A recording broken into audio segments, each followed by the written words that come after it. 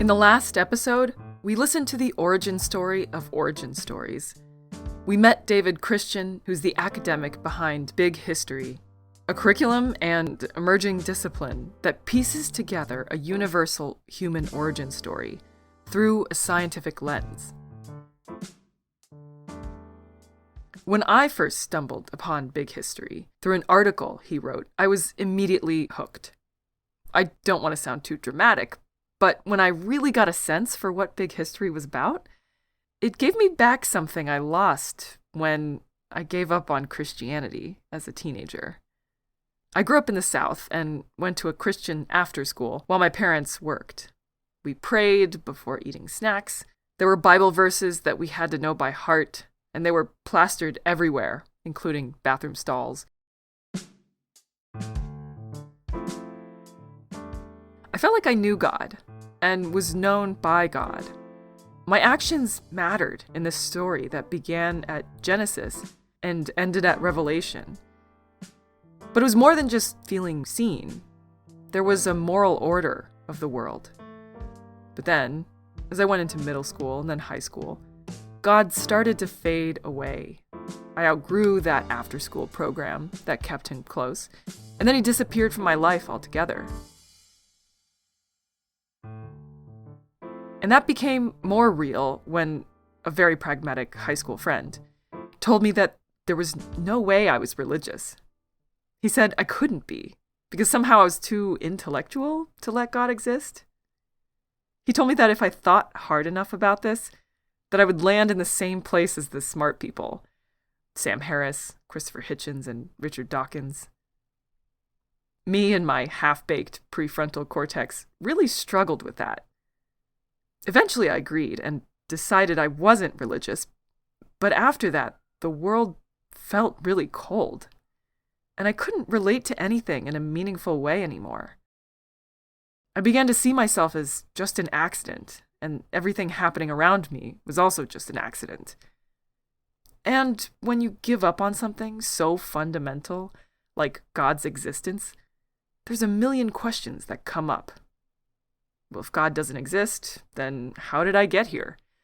What's right and wrong? Who am I? But, like David Christian wrote, which I quoted in the last episode, you learn that school isn't about meaning. And when there's this void there, and you can't explain your relationship to the world anymore, it's easy to get swept up in what everyone else is doing. They call that the bandwagon effect. Popular opinion becomes a sort of agreed-upon fact, whether or not it's true. And you follow what everyone else is doing because you think they all know something you don't. And that's how, once I went to college, my God became capitalism. Though I wouldn't have called it that at the time. I'd have called it ambition or success. Whatever it was, it gave me direction, and I followed it up until just a few years ago. And then, after quitting my job, I started to shed this old story, this false god. And now I'm beginning to invent something new for myself, which is why Big History captivated me the way it did.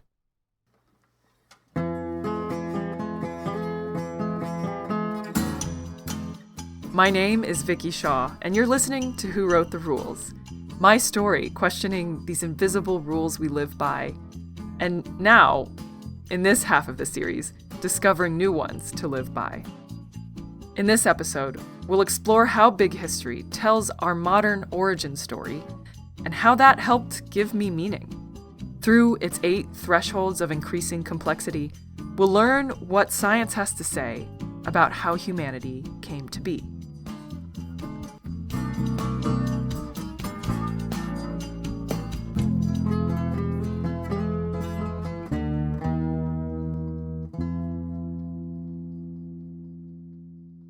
The clips I'm sharing in this episode come from the Open Educational Resources Project. It's a curriculum designed for high schoolers, and it's available for free online for anyone who's interested. Links will be in the show notes. About the course itself, I love the friendly format of it. It's colorful and full of personality, visuals, thought-provoking questions and cheeky jokes. I also love its emphasis on being interdisciplinary, which is unsurprising given its scope of literally everything in the universe, but definitely unique for a social studies class. I think that's also why it landed for so many people. Breaking down these walls of specialized disciplines and then weaving them together in this coherent way, it makes science so much more accessible and understandable. There are questions like, how do we know what we know? Which turns out to be one of the main themes of the course. They use this term, collective learning, as a way to stand on each other's shoulders and learn more and more about our world and ourselves. Collective learning is also what makes humans able to innovate and learn so quickly, and how we know what we know about our origin story. Another big theme in big history is the fragility of complex things. Over and over, we see that even though the universe trends towards chaos, which is the second law of thermodynamics, that entropy is always increasing, complexity still manages to arise. But it comes at a cost. The more complex something gets, the more vulnerable it is, because complexity is conditional. It needs just the right ingredients and circumstances to hold together. So complexity is rare and fragile. And we'll see how for the first time in billions of years, a single species holds the power to change the very conditions it depends on. Those themes, collective learning and fragility, are woven through the whole course. For this story, I'm going to stick to the bigger arc and add some of my own reflections along the way. So here we go.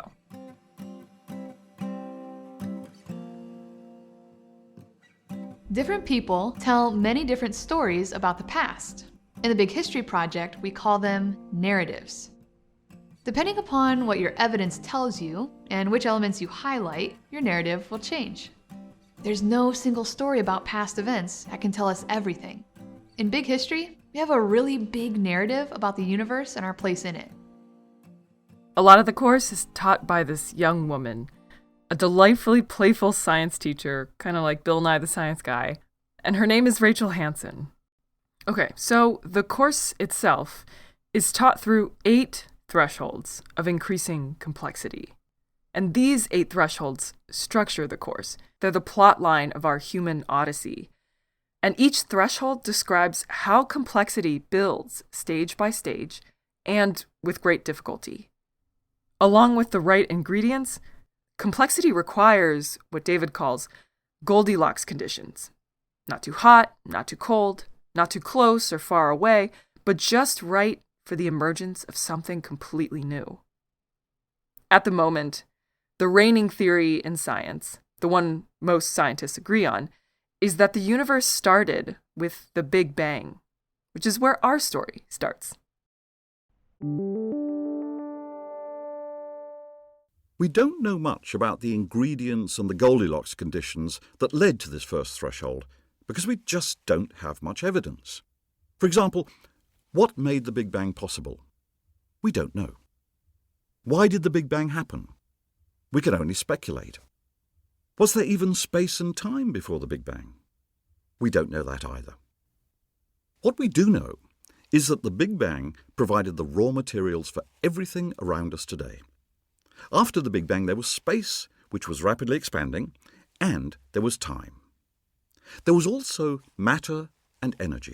Then, energy took different forms, including gravity and electromagnetism. And matter appeared in the form of electrons and quarks soon linked up to form protons and neutrons. Why is this so important? Because nothing had turned into something. The strength of gravity had to be remarkably precise. A little more, and everything would have collapsed back on itself. A little less, and matter would have stayed too diffuse for stars to ever ignite. The Big Bang landed in that narrow window, which is why it counts as the first threshold. For the next 200 million years, the universe was cold, dark, and almost completely uniform. Roughly the same temperature everywhere, same density, same simple atoms of helium and hydrogen. So how do we move into the second threshold? The crucial things you needed were, first, lots of matter, secondly, gravity, and third, tiny differences in the distribution of that matter. And they were all there. Some regions, for example, were just 1,000th of a degree hotter than other regions. Now, this was just enough for gravity to get to work. And what gravity could do was to magnify... Gravity, which gets stronger the more that there is, starts lumping matter together, creating giant structures. We've got galaxies, clusters of galaxies, and superclusters, with enormous voids in between. And inside these structures, gravity is compressing clouds of hydrogen and helium.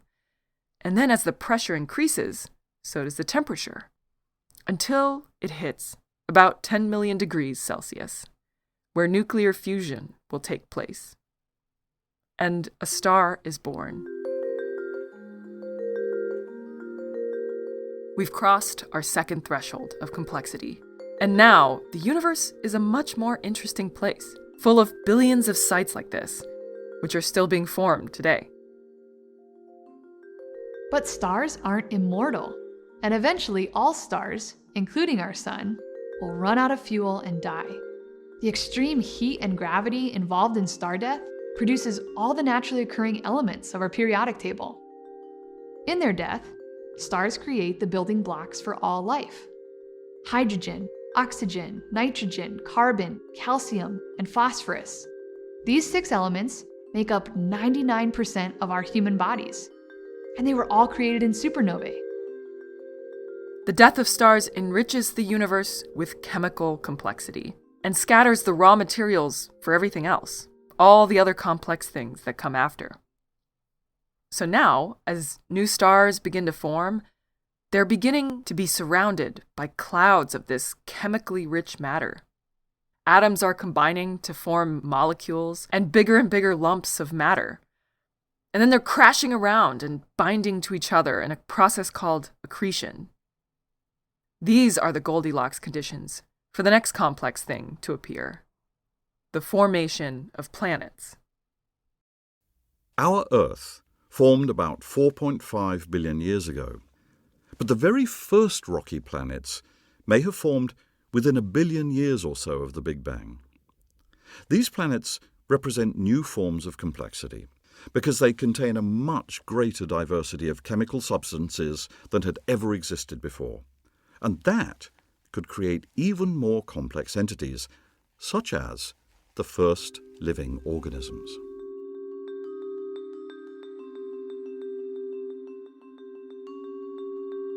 Okay, so far, we've covered about 10 billion years and 4 thresholds. So we've got a few more billion years to go. And at this point, we're not just looking at the whole of the universe and all the planets and stars and galaxies that exist. Now we're zooming in on this particular blue planet, because that's the only one that we really know.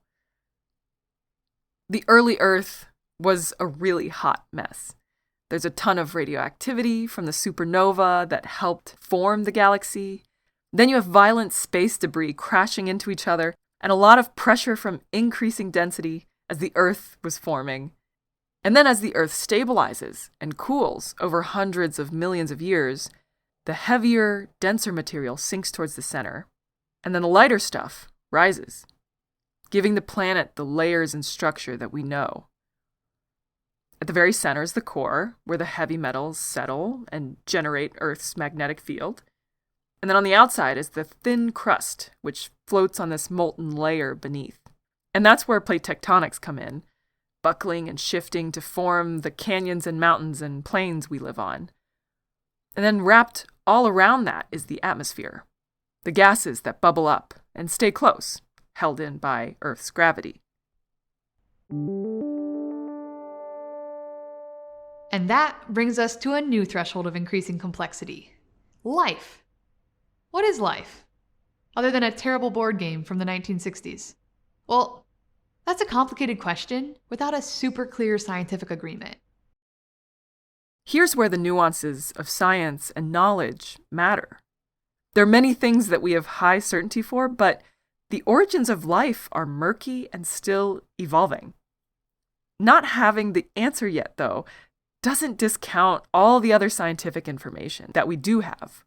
It's a reminder that even when we teach science as a body of facts, the truth, the reality, it's messier.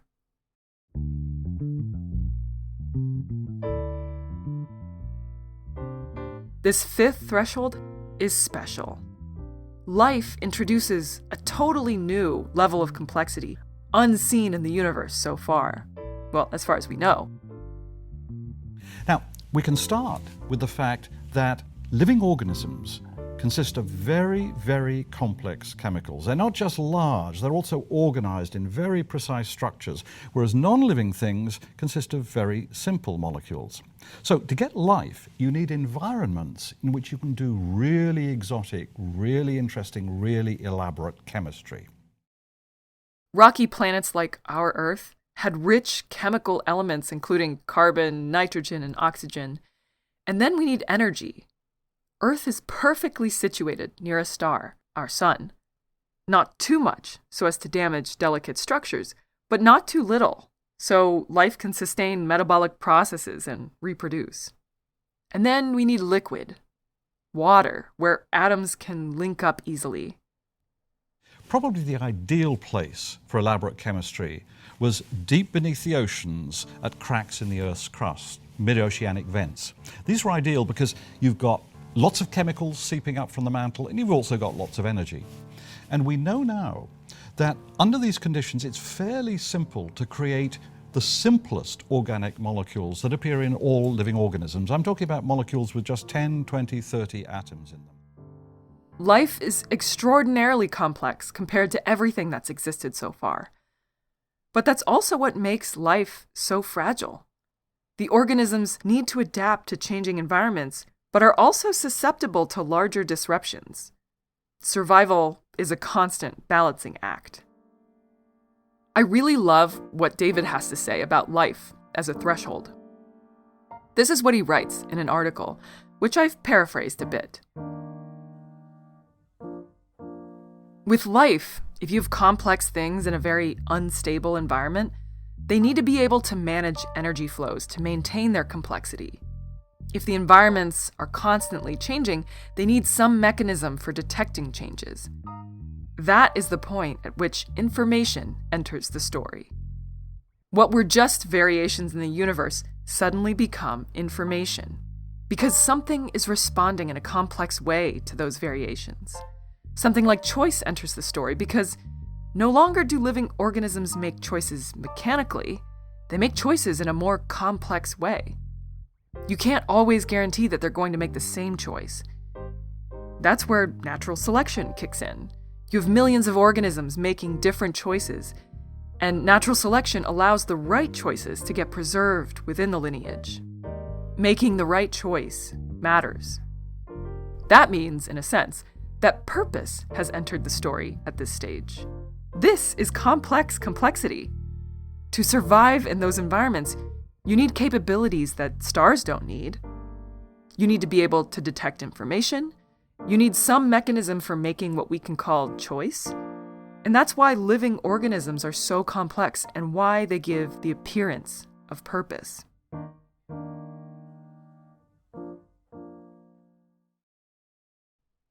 So how does life actually do this? Detect and preserve information? Well, it started with genetics. Life figured out how to copy itself through DNA, but with tiny mistakes called mutations. The mutations that happen to improve an organism's fit to its surroundings got passed on and eventually became traits, and the ones that didn't died with the organism. So, in a way, genetics encodes its learnings with each generation. But because the environment's constantly changing, evolution's never done. And that's still true for us humans, even though we're incredibly adaptable. We're still evolving. There's no end to it. If you've been following the series, this might sound familiar. Value science draws on the same underlying ecological principles as evolution. The fit between a thing and its environment determines how well it thrives. Though value science is kind of a conscious way of adapting, and far faster than evolution on its own. It's about asking whether what we want and value actually fits the world we're a part of. I'll keep coming back to this as I'm building this new worldview, but for now let's stay with the story a little longer. Okay, so at this point in big history, life has emerged. It's able to detect its surroundings and respond. It's able to navigate unstable environments through the trial and error of genetics. But genetics is slow. It can only accumulate changes or learn across generations, one mutation at a time. So as life got more complex, it found a faster way. First, single cells began cooperating, clumping together into multicellular organisms. Eventually, with many cells working as one body, some of them specialized. And among the most important specialists were the cells that could sense and signal. Networks of those signaling cells became nervous systems. And then over time, those networks centralized into brains. And brains changed the game. Now an organism can take in information about its environment and respond instantaneously, and then store that information in memory. Genes were slow, brains were faster, and eventually, through a whole lot of evolution, natural selection, and planetary change, we arrive at a species that learned faster still, which is our next threshold of increasing complexity: humans. Our own species, Homo sapiens, evolved about 200,000 years ago.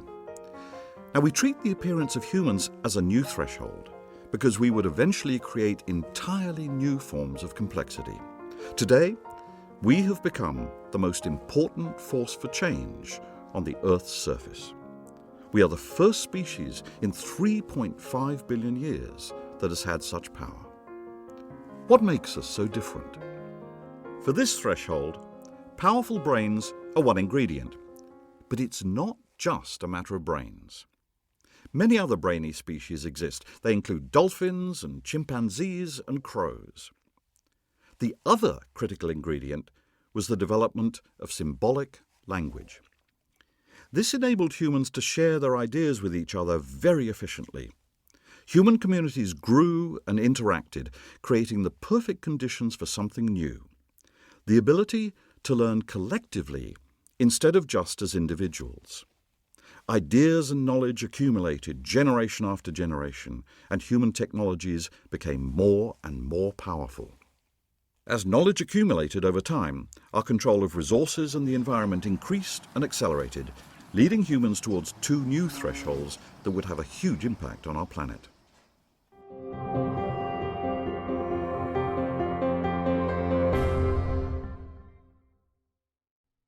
At this point, the idea of collective learning arrives in big history.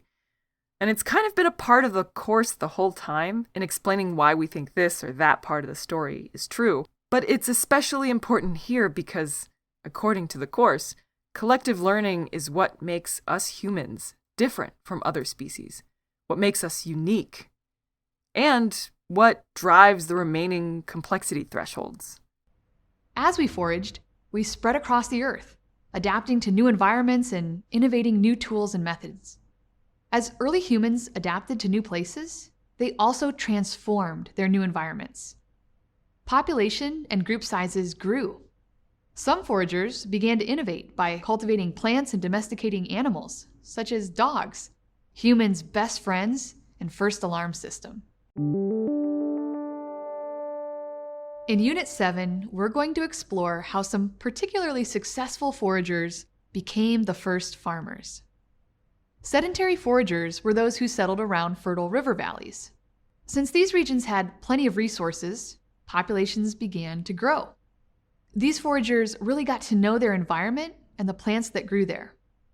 They did well in the warmer climate that began after the last ice age.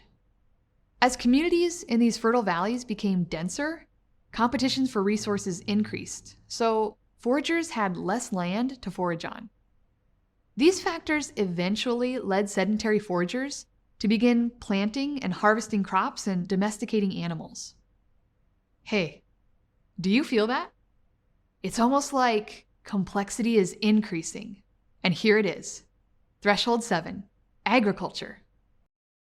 Okay, from here, history starts to look a lot more familiar. And it's well documented in conventional history books, so I'm going to skim over the details and keep the plot moving at a high level. In this era of complexity, over centuries and in isolated pockets, we see population growth, division of labor, hierarchies, cities, militaries, and expansion of civilization. If you remember my intro episode, this is roughly where the video game I played, called Civ 6, begins. The power of collective learning becomes more obvious, creating positive feedback loops that encourage larger and more complex societies. And we see a pattern. The faster information moves, the faster innovation moves. And soon, with the advancements in transportation and technologies, the world becomes more interconnected. At this point, the course touches on exploration and discovery that link up different parts of the world that were previously isolated. They go into the Columbian Exchange, the spread of plagues, the Silk Road, and the Atlantic slave trade. They talk about how information inequality has created wealth and empires out of certain societies, while exterminating others. This is where the tidy story of increasing complexity gets uncomfortable, at least for me. All that collective learning that makes us a unique species, it wasn't shared freely or evenly. A lot of it was extracted and stolen. The same connections that spread ideas and goods also spread slavery and genocide. Complexity, for some, was built on catastrophe for others. I'll keep moving through the story, but that pattern of extraction doesn't stay in the past. It's about to get a new engine. Finally, we reach the final threshold, the modern revolution, which began about 200 years ago. It's roughly where we are today. Until this point, there was a limit on what humans could build and move and grow. That was the limit of muscle. Agriculture and infrastructure was done by humans or animals, and then we tapped into this new source of energy buried underground, remains of ancient life dead for hundreds of millions of years. Fossil fuels. A single barrel of oil holds the energy of years of human labor. Burning them was like inheriting an enormous, invisible workforce, and it completely changed life and society. Goods and people began moving across the planet at speeds that would have been unimaginable just one threshold ago. Populations exploded, and all of that fed back into this collective learning, accelerating our information and innovation faster than ever. Today, billions of people around the world can instantly communicate with each other. With abundant energy, a vast range of new materials from plastics to semiconductors, and an astonishing number of new machines, many humans live better than ever before. This is where we start to hear hints of the morals of this big story. However, all of this new complexity has consequences. The energy and the food we produce has to support nearly 7 billion people. That requires a huge portion of the Earth's resources. Human technology and activity is literally transforming the biosphere. We may be powerful, but are we really in charge of our power? What lies ahead for our own species and for the biosphere as a whole?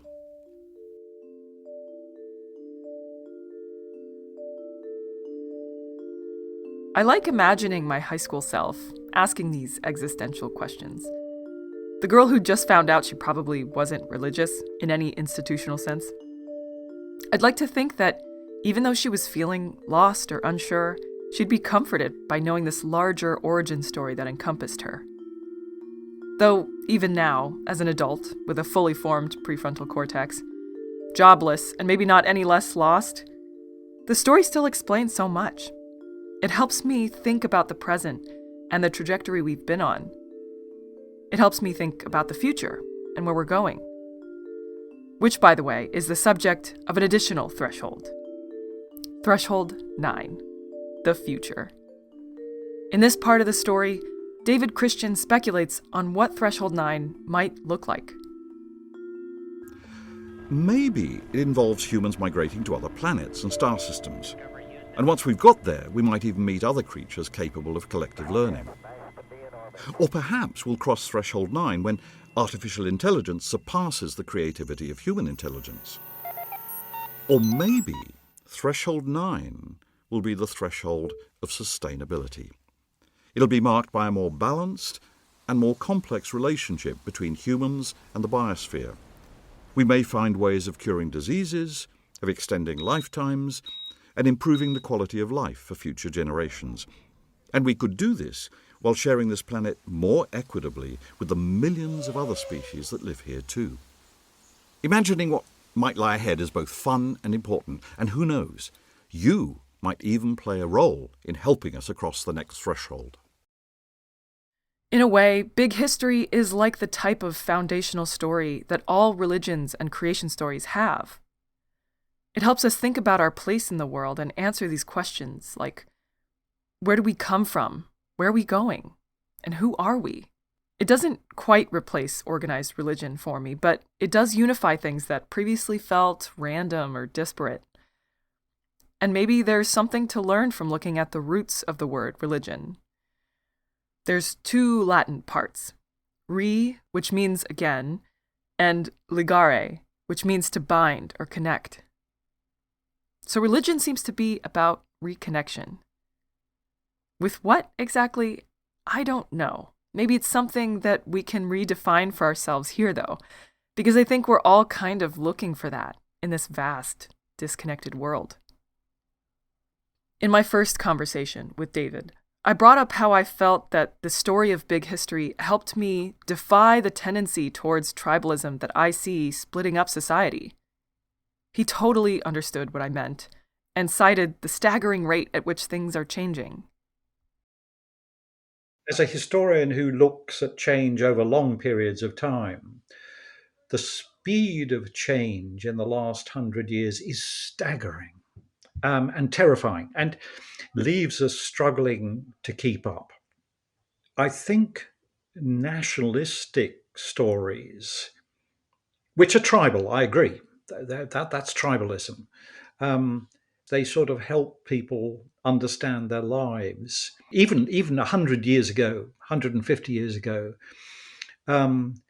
nationalism is such a powerful force that many people identify themselves with their nation in a dangerous way. I mean, if you're not feeling too good about yourself, but you happen to live in the States. I mean, I felt this very strongly during the 8 years I lived in San Diego. You can say, I may not be that dazzling or impressive a person, but by God, I'm American. And I fear that is a kind of fallback position for a lot of people who are sort of insecure about their own identity. And it's a fallback position which nationalism as an ideology offers to them and encourages. That probably sounds like one slice of the political spectrum in particular, but I think it applies to all of us. We all want to identify with something larger than ourselves, sometimes uncritically, because it helps justify our work and our existence and can give us community. It might not be nationalism. It might be a big tech or corporate identity, or some consumer brand loyalism, or strong opinions on gender, sexuality, or race. And it may be just as dangerous to think, I'm right, I'm better than these others, because that still falls into the same tribalistic trap that drives us toward conflict rather than collaboration. But a shared identity can't be built by erasing the inequalities that exist now. We have to reckon with them to get there. It feels like our society is more divided than ever. But at the same time, we're so dependent on each other. Everything we touch in our daily lives needs other people to make them. There's a famous essay by Leonard Read called I, Pencil that makes this point. that there's not a single person in the world who can make a pencil from scratch. We are now so integrated as a species, so connected, that to build a good future, which is a goal that I think most humans share, requires global collaboration. It requires transcending some of the differences that seemed so significant in the past, sort of putting them aside and focusing on those challenges that we share as a species.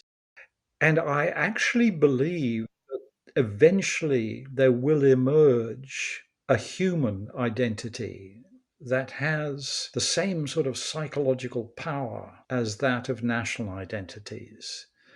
Beneath the surface of conflict and disagreements, and those, I'm not underestimating the power of those disagreements. Beneath the surface, there is emerging an increasing consensus on many issues, and that consensus is spreading, and eventually it will include our sense of identity.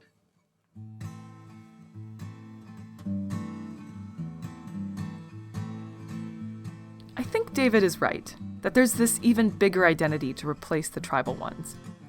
But I also see something even bigger. 60% of banana DNA is the same as ours.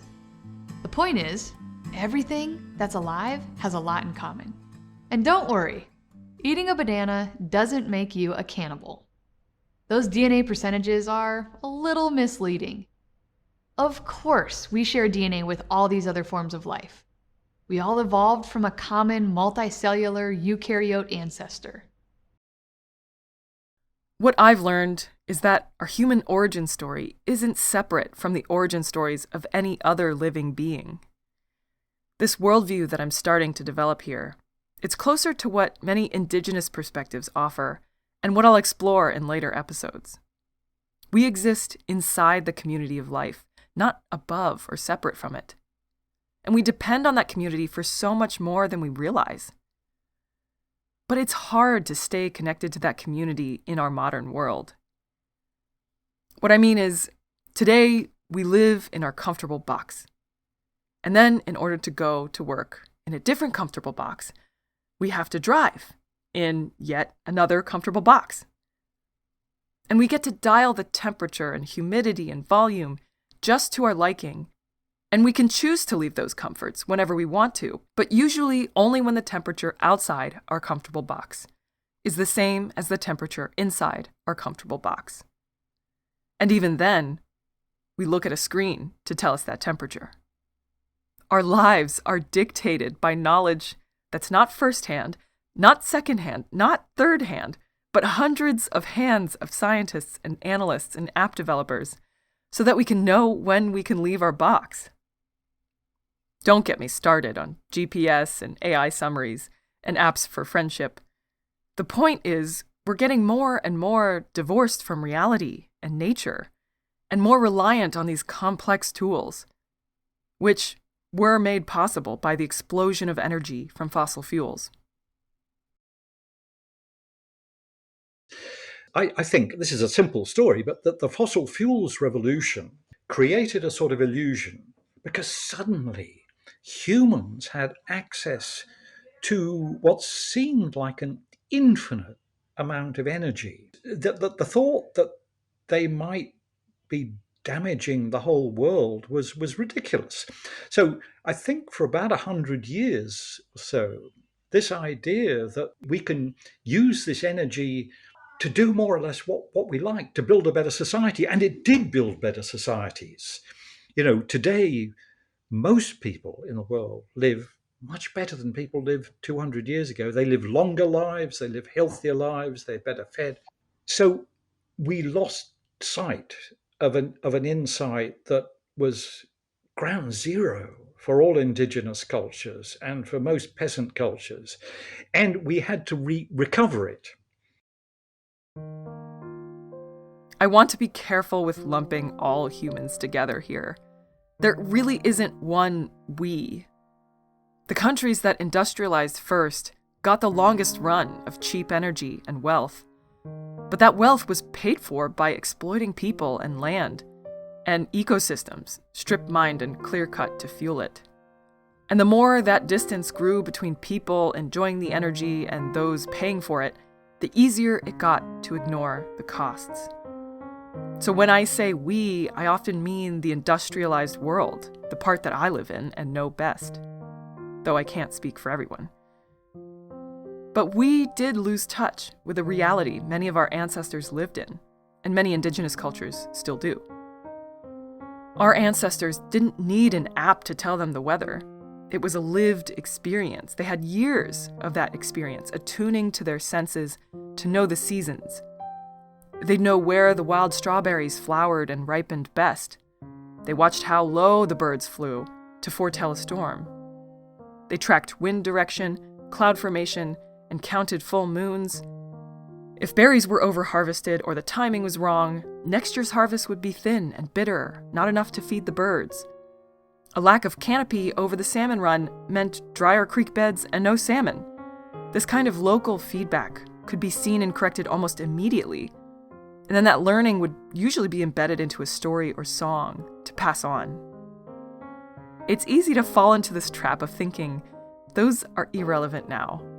Who needs a canopy when you have fish farms? But that's the illusion that fossil fuels allowed us. Energy became so cheap and abundant that the old constraints started to look obsolete. You could grow more food with synthetic fertilizers, ship anything anywhere and fast, heat and cool anything. Scarcity started to feel like something that was solved. But what we gained in power, we lost in connection. Living in a more and more artificial world means we cannot see ecological limits with the directness of indigenous cultures or peasant cultures. It doesn't mean we can't see them, but we see them through the prism of science, of good science. I like this image of a prism. Good science can take something we'd walk right past and reveal a hidden spectrum of structures beneath. And what it shows us is sobering. Big History told us of how fragile complexity is. It survives only inside this narrow band of conditions. And in the last 200 years, which is a tiny sliver of time, our single species has become powerful enough to change those conditions at a massive scale, faster than we or the rest of the living world can adapt. We've arrived at a point where we seem to be destabilizing the very conditions that allowed human civilization to grow and thrive in the first place. This is a heavy thing to sit with, but it's why Big History is a part of my own story. When I think about a life that's full of meaning, for me it's about reconnection to this expansive identity. I don't think I realized how disconnected I was feeling until I got to learn about how connected I really was. Yes, there are many challenges, but there are also incredible opportunities. For me, that means learning and searching for ways to promote this fragile threshold of complexity, our community of life. In the next episode, we'll learn about what it's like to be in community with the rest of the ecosystem, intimately. You'll learn about the Biosphere 2 project, which sought to replicate Earth's biosphere in a hermetically sealed dome in the desert of Arizona, with 8 humans inside. To speak for myself, I thought everything was going to just go perfectly. And it was so naive. We've got 3,000 plants and animals, and there's no way really of knowing what's going to happen. See you next time.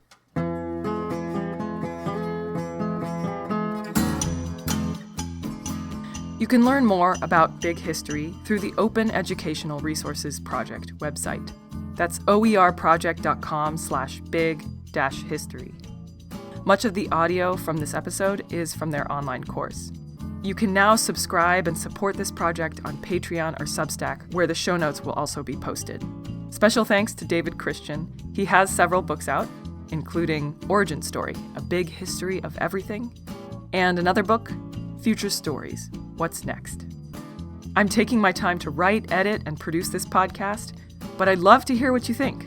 If you enjoyed this episode, rate, comment, or share it with a friend. The theme song is called The Free Market by Musical Scalpel. Original scoring by Keenan Story. Thanks to David and Holly for early feedback. I'm Vicky Shaw. Thanks for listening to Who Wrote the Rules.